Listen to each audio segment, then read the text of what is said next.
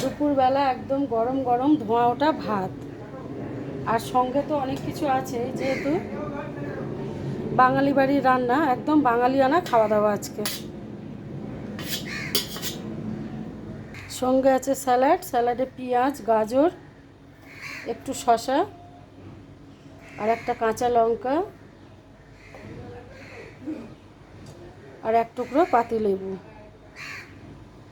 আর করেছিলাম এই যে মাছের মাথা দিয়ে সমস্ত রকম সবজি, একটা চচ্চড়ি,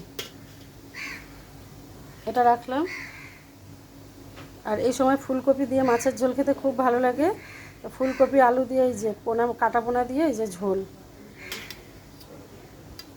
সেটাও রাখলাম। আর সঙ্গে আছে এক বাটি টক দই। তো আজকের আমার এই লাঞ্চের থালিটা আপনাদের কেমন লাগলো কমেন্ট করে জানাবেন। ভিডিওটা ভালো লাগলে লাইক, কমেন্ট, শেয়ার আর সাবস্ক্রাইব করতে কিন্তু ভুলো না। আজকের মতো তাহলে টাটা।